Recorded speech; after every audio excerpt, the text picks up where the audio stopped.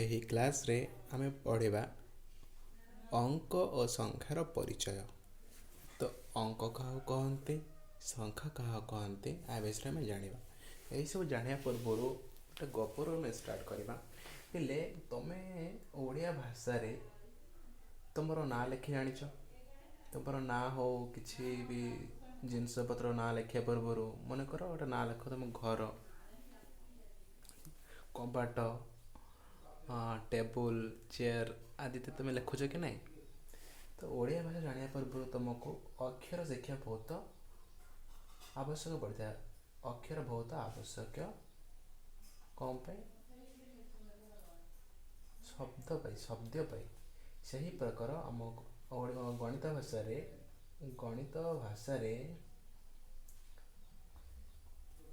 ଅଙ୍କର ବହୁତ ଆବଶ୍ୟକତା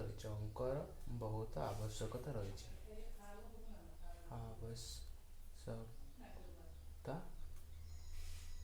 କ'ଣ ପାଇଁ? ବହୁତ ଆବଶ୍ୟକତା ରହିଛି।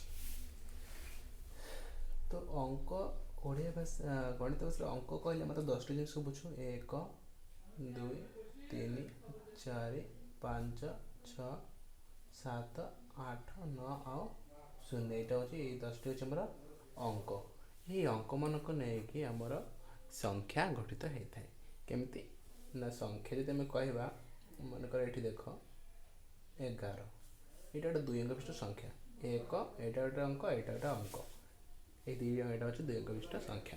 ସେହିପରି ଯଦି କହିବା ଆମେ 105 ଗୋଟେ 3 ଅଙ୍କ ବିଶିଷ୍ଟ ସଂଖ୍ୟା। 1 ଗୋଟେ ଅଙ୍କ, 0 ଗୋଟେ ଅଙ୍କ, 5 ଗୋଟେ ଅଙ୍କ। ତ ଏଇଟା ହେଉଛି ଆମର 3 ଅଙ୍କ ବିଶିଷ୍ଟ ସଂଖ୍ୟା। ସେମିତି ଆମେ କହିବା ଯେ 9999, ଏଇଟା ଗୋଟେ ଅଙ୍କ, ଏଇଟା ଗୋଟେ ଅଙ୍କ, ଏଇଟା ଗୋଟେ ଅଙ୍କ, ଏଇଟା ଗୋଟେ ଅଙ୍କ। ତ ଏଇଟାକୁ ଆମେ କହିବା 4 ଅଙ୍କ ବିଶିଷ୍ଟ ସଂଖ୍ୟା। ଏଇଟା ହେଉଛି ଆମର 4 ଅଙ୍କ ବିଶିଷ୍ଟ ସଂଖ୍ୟା। ତ ଜାଣିଲେ ପିଲେ ଅଙ୍କ କାହାକୁ କହନ୍ତି, ଆଉ ଅଙ୍କମାନଙ୍କୁ ନେଇକି ଆମର ସଂଖ୍ୟା ଗଠିତ ହୋଇଥାଏ। ଆମେ କହିପାରିବା 1 କିମ୍ବା ଏକାଧିକ ଅଙ୍କର ସମାହାରରେ ସଂଖ୍ୟା ଗଠିତ ହୋଇଥାଏ। ଏକ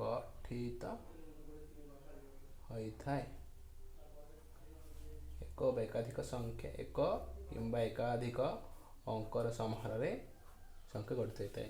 ଏବେ ଆମେ କହିପାରିବା ଯେ ଗୋଟେ 7, ଏଇଠି ଦେଖ ଅଙ୍କ ଭିତରେ 7 ଅଛି। 7 ମଧ୍ୟ ଗୋଟେ ସଂଖ୍ୟା ହେଇପାରିବ। ଏହି ସଂଖ୍ୟାକୁ ଆମେ କହିବା ଏକ ଅଙ୍କ ବିଶିଷ୍ଟ ସଂଖ୍ୟା। 1 ଅଙ୍କ ବିଶିଷ୍ଟ ସଂଖ୍ୟା। ଏଇଟା ଗୋଟେ 1 ଅଙ୍କ ବିଶିଷ୍ଟ ଆମର ସଂଖ୍ୟା। ବୁଝିଲ ନା ନାହିଁ? ସେମିତି 1 0 7 8, ଏହାକୁ ଆମେ କହିପାରିବା 4 ଅଙ୍କ ବିଶିଷ୍ଟ ସଂଖ୍ୟା ହେଲା। ତ ପରବର୍ତ୍ତୀ କ୍ଲାସ୍ରେ ଆମେ ପଢ଼ିବା ସଂଖ୍ୟାର ପ୍ରକାର ଭେଦ। ସଂଖ୍ୟା କେତେ ପ୍ରକାର, କ'ଣ ତା ବିଷୟରେ ଆମେ ପରବର୍ତ୍ତୀ କ୍ଲାସ୍ରେ ପଢ଼ିବା ହେଲା।